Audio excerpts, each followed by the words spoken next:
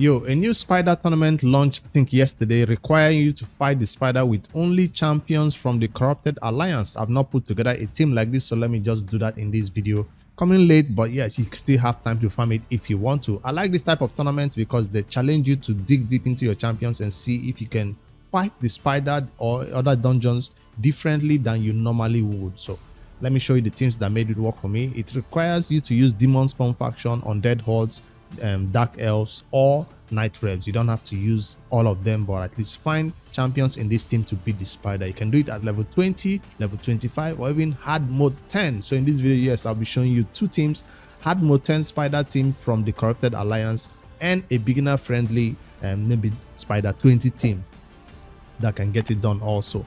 The rewards that you get for getting this spider down seems like it was something I always chase for, which is Primal Quartz. And if you check out the spider tournaments, it still has 23 hours to go. I'm coming late with this video, yes.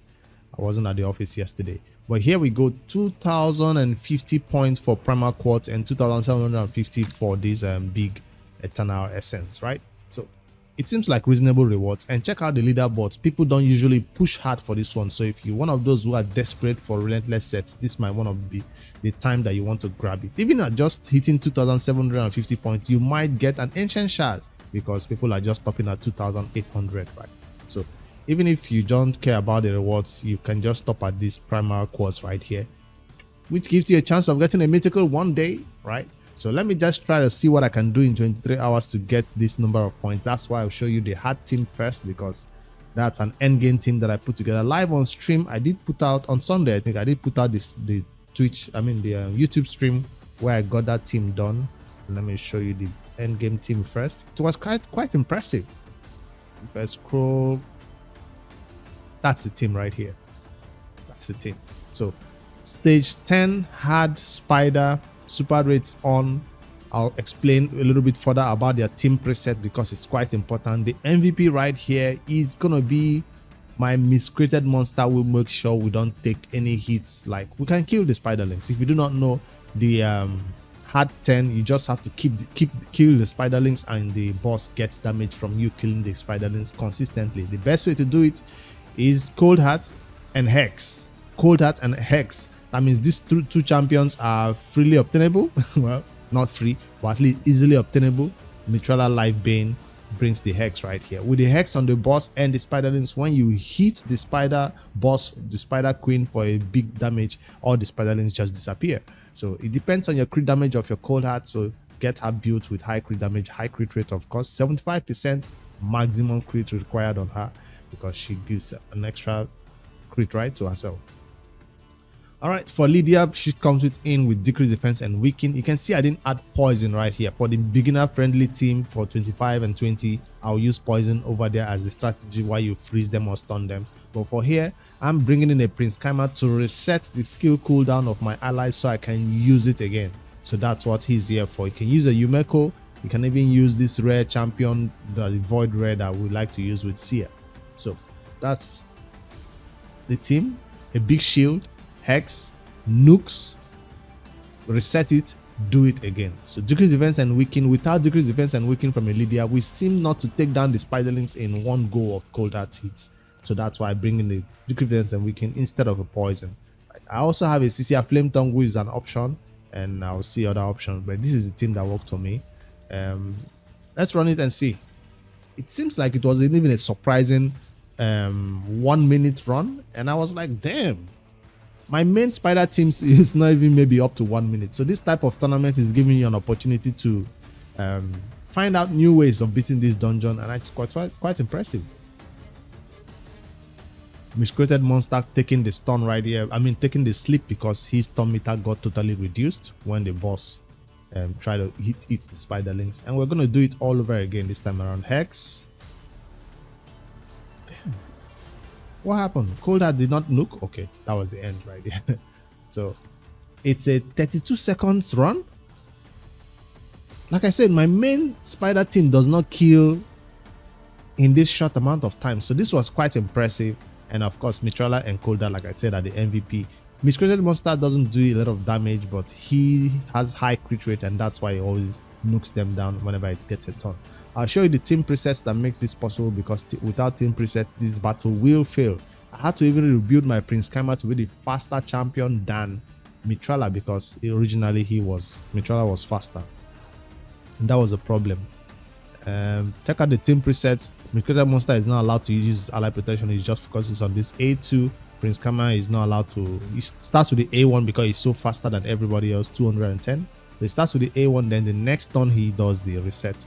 And Mitrala should focus on her hex, right? She always uses it, but if she's not using it, you have to prepare set her to use always focus on that hex, because that's the main thing we want to use in this battle, right? Yep.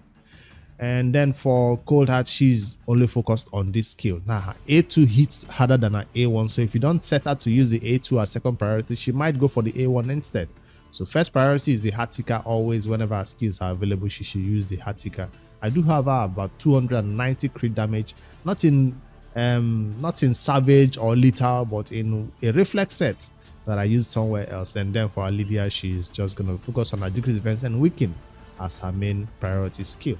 Now, time for me to switch over and check out the beginner friendly team that I'll fight for Spider normal 20.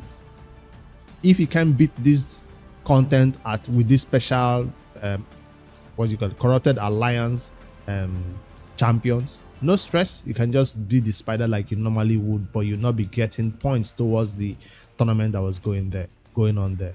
Besides, it's not really for super beginner friendly players. It's for those players who have been playing for maybe a year, 2. You have these champions to make it happen. If you don't have a wide roster, this battle is not for you.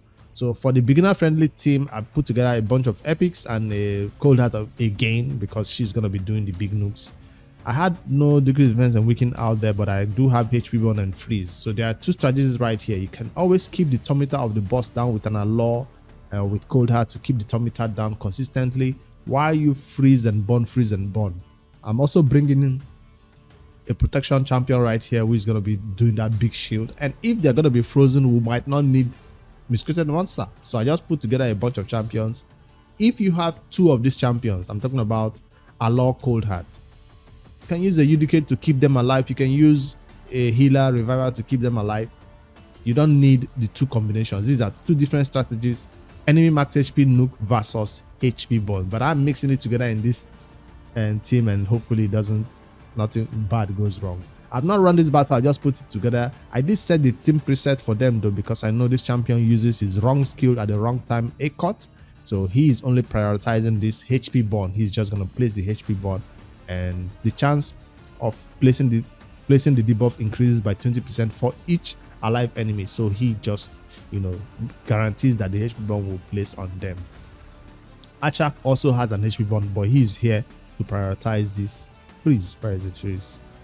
Yes, let's Achak prioritize the freeze so we don't take any damage. It's not that we will, but he's going to prioritize the freeze for sure. So he's not also necessary if you're going to be stunning them with Miscreated Monster, who also has a stun on his A2 skill. Let me run it. It might be faster to run this at level 20 than 25 or hard 10 or something crazy.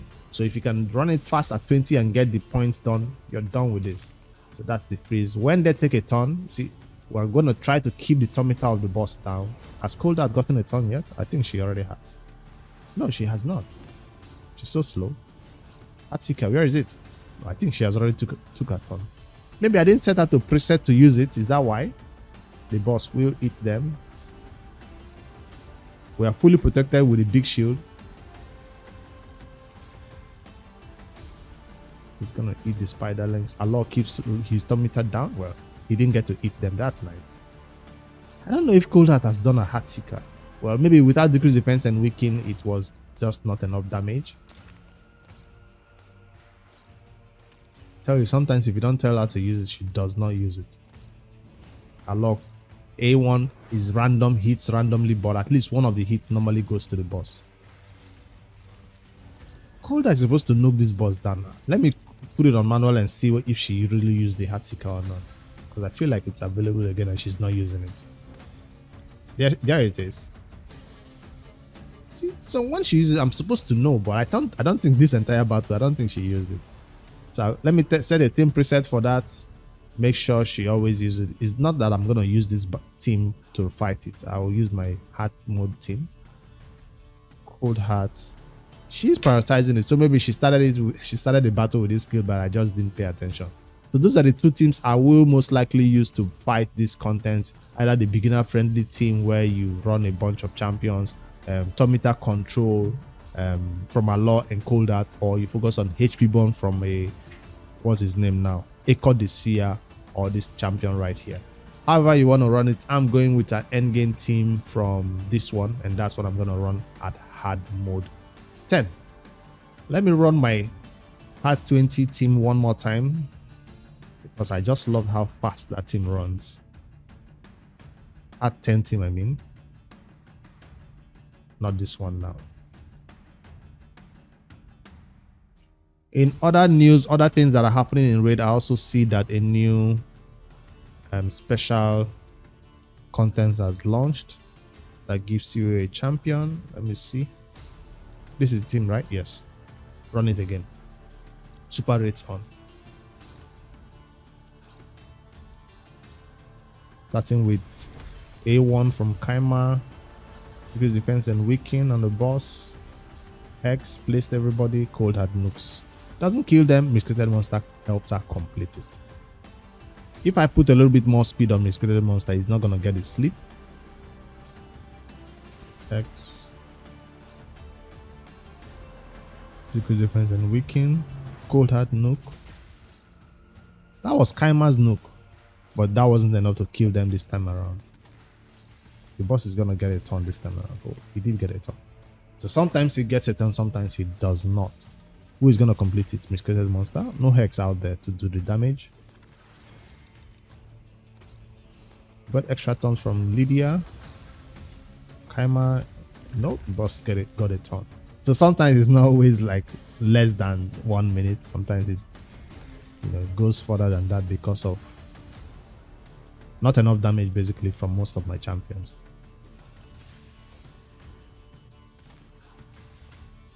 So I have put together some videos before about Corrupted Alliance, about in other dungeons, but I've never done one about Spider. That's why I wanted to showcase this one. Corrupted Alliance from Spider is quite easy because of Cold Heart is out there for anybody to use at level 20, 25 if you want to, or hard 10 if you can put together a Hex or big nukes from a Cold Heart like this.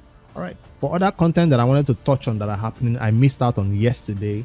A news talking about a 2x ancient, no, not a 2x ancient, a guaranteed, no, extra legendary event, extra legendary from ancient that is going on. If this weekend, is it a weekend yet? No, it's not. Today or tomorrow, how long is it lasting? 2 days. If you get one legendary from your ancient shard while summoning, you will get one for free. I checked out on my Messi using the Raid Shadow Legends helper today, and it seems like I'm 20 in, so I'm nowhere near my Messi. The Messi should be about, if I'm close to 150, 200, that's when this event might be for me. But from ancient shards, I'm nowhere near my Messi. I've already pulled, the last time I put a lot of ancients on the last 2x ancient, and we got 3 legendaries right out of about 150 or so. So that was a win. And so I don't even want to go for this one because I clearly do not have enough ancient. This type of event usually launch right after you just summoned a bunch of ancient last time from a 2x ancient. So I guess it's totally fair for them to launch this one. Anybody who has ancients and is close to Messi, if you're counting your Messi, this is the event for you. I obviously am not. I might pull 150 before I even hit that legendary and get the extra one for free. So it's not for me, obviously. So that's the reason behind it. It doesn't boost your chances of getting legendaries. It's a normal 2x ancient time because the chance will be getting legendary is 0.5%. It's quite low. That's why it's only players who know how close they are to that 220 Messi number. All right, that's the first event. The second one, summoning pool that is active, gives you special champions from this skinwalker summoning pool. They are all skinwalkers, and this one doesn't really entice me because a lot of these legendaries I already have them.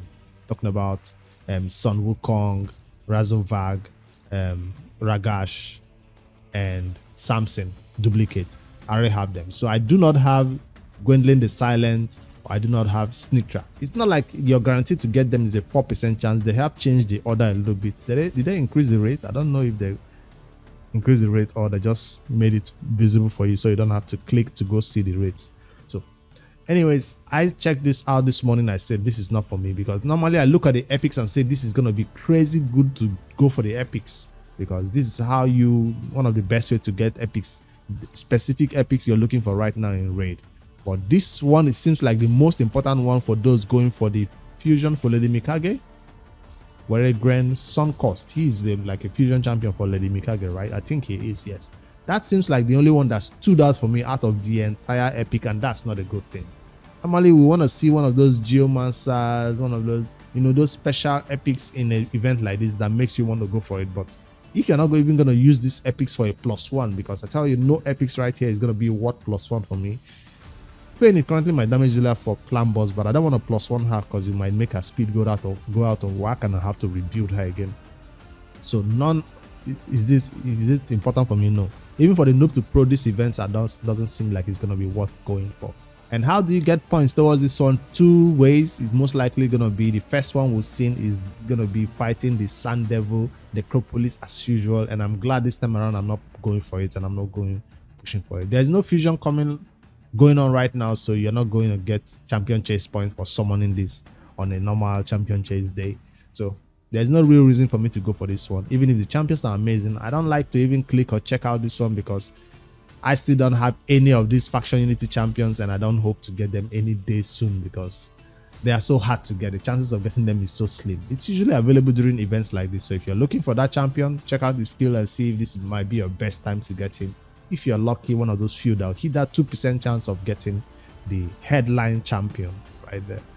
All right, that's the next event that I saw happening today in raid. Apart from the extra legendary event, you see this summoning pool event also active, and that's how I feel about that. So I am skipping out a lot of things happening in raid today, but it's totally fine because I'm saving up my resources energy for the 21st, when these Asgard Divide champions will launch into the game. We will get Loki for free, as we already know, but how will we get the other champions? They've released their skills yesterday.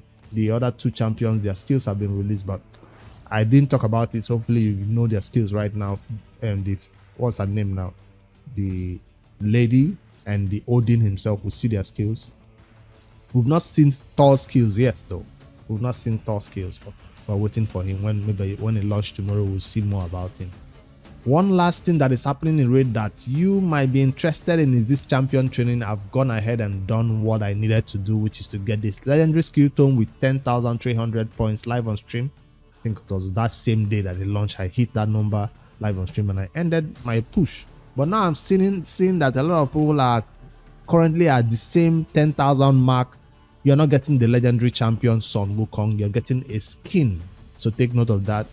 This top leaderboard will get the victorious fighter skin for Sun Wukong, a legendary skill tome, and 6 pieces of 6-star legendary relentless set, which is amazing. So I'm fine being the second place because the second place also gets the legendary skill tome, right? And epic. Well,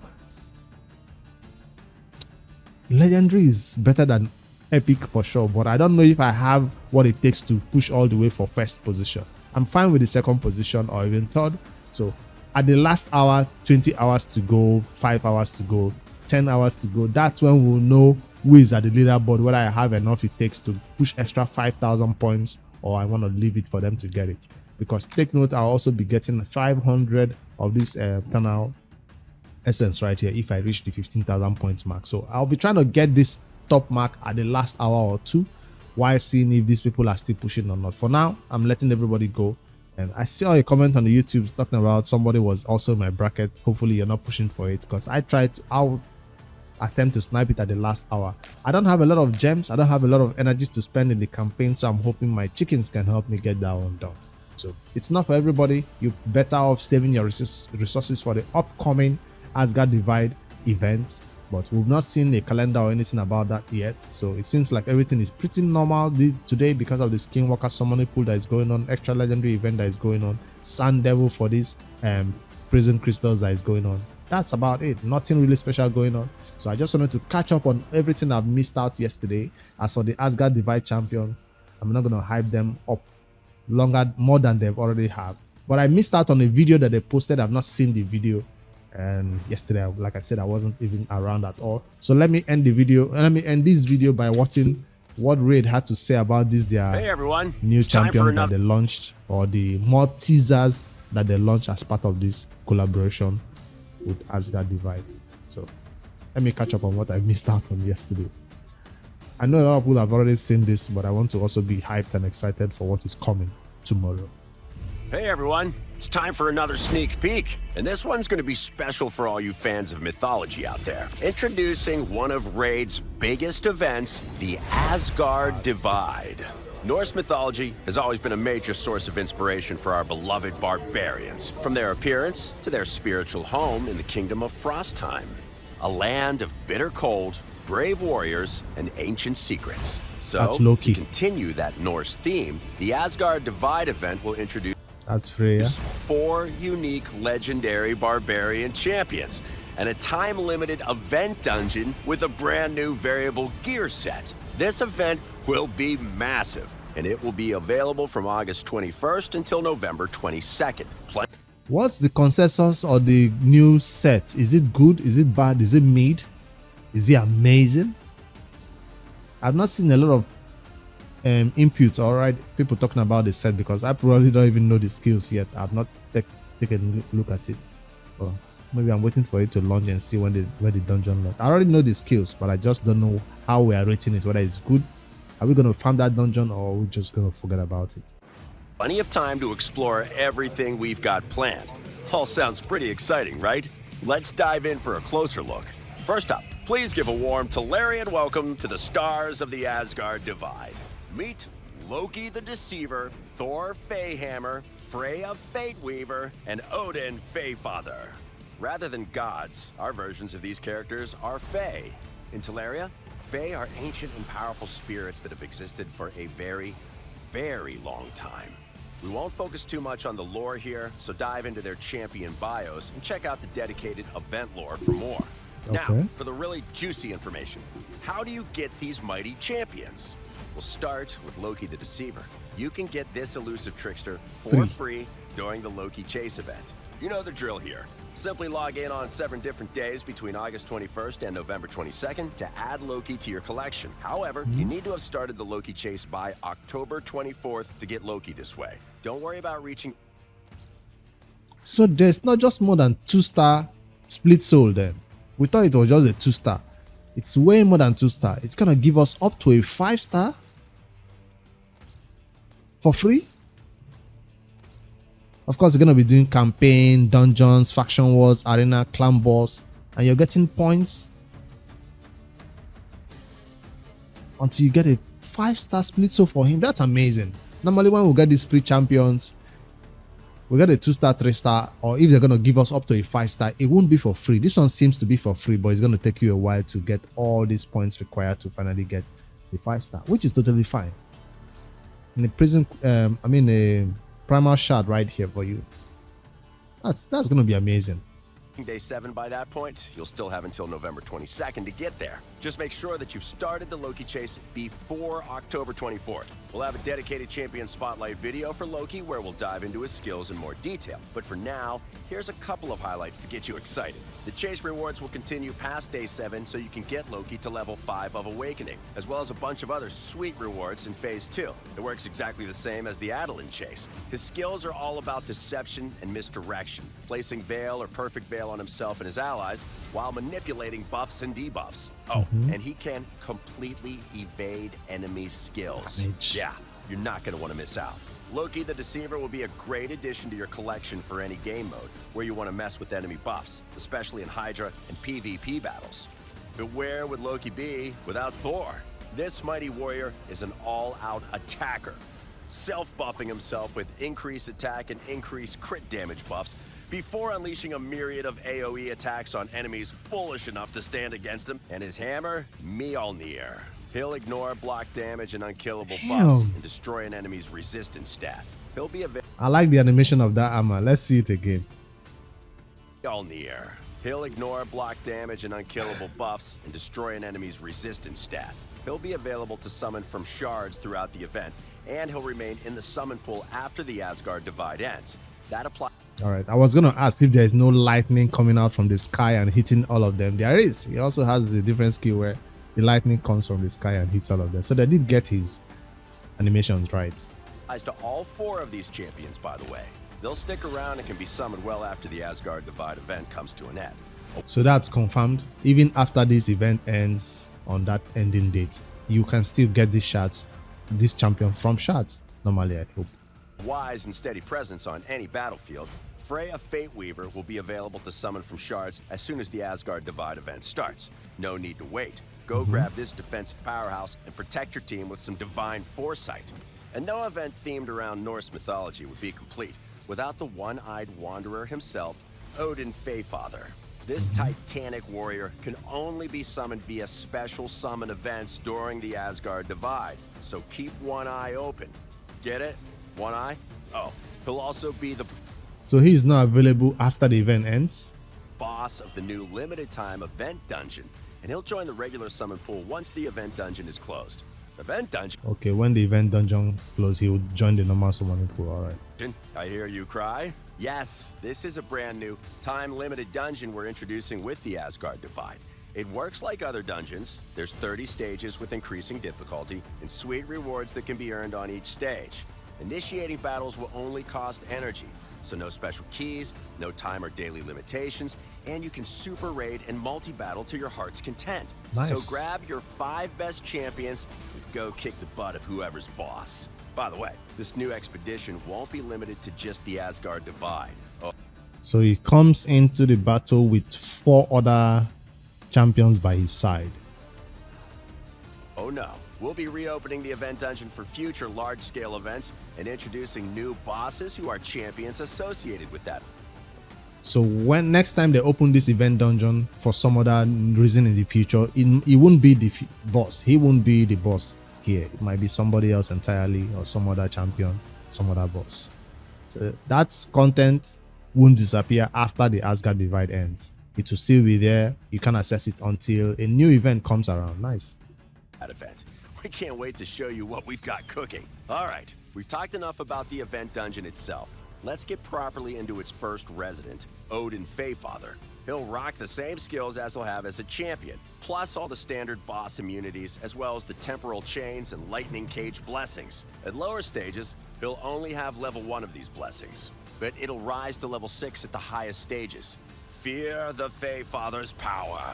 Odin can and will constantly remove buffs from his enemies before landing precision strikes with his spear, Gungnir, dealing massive single target damage that'll ignore defenses. Oh, and watch out for the new Berserk debuff Odin can place. It'll increase a champion's damage dealt and damage received. Make sure you read the in-game boss guide before you take on the Feyfather. If you manage to conquer Odin's trial, then you'll receive a suitably awesome reward. As part of the event dungeon, you can earn gear for a number of different artifact sets, including a new event dungeon-specific variable set called Pinpoint. So we're getting crit rate, accuracy, curing, days, crit damage, and pinpoint.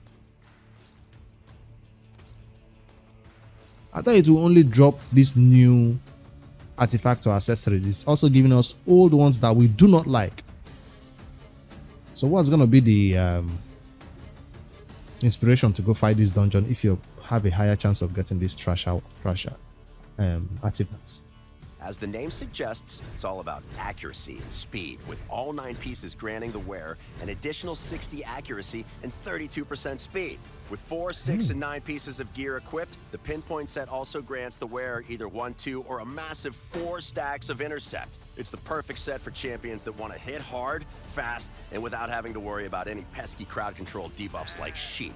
We've no doubt the Pinpoint will get plenty of usage in Arena and against debuff-heavy bosses in the Doom Tower or Cursed City. Since it's a variable set, you can mix and match it with other artifacts for truly unique combinations. Let your imagination run wild. One last thing about the event dungeon. We'll be launching a dedicated tournament focused on raiding it so you can get even more rewards. The event dungeon will swing open its doors from the beginning of the Asgard Divide right through until October 24th, which also happens to be the cutoff date for starting the Loki chase. Handy, right? And that's everything we've got for you in this sneak peek. Damn. The Asgard Divide schedule will be packed, and we hope you're as excited as we are to welcome these Norse-themed champions to Teleria. So sharpen your axes and raise your drinking horns in a toast to the Fae Father. Don't forget to hit like and subscribe to stay up to date on all things Raid, and we'll see you next time. It doesn't say whether we'll need keys. I think it's just going to be regular energy. The dungeons won't be locked or anything. I think it will require normal energy to farm it and push. So you might push on the first day that it opens from stage 1 all the way to the highest stage if you want to unlock the higher level of those artifacts and accessories that we get from there. So definitely that's going to be worth farming while it's open, because you want to build one or at least 2 champions with that new artifact, which you can get your hands on them. All right, that's all I have for you guys today. I probably won't be live today, or let me post this video and go live over there on twitch.tv/Biggs5D to chill out a little bit and get everything else done that I missed out on yesterday. I couldn't even do my dailies yesterday.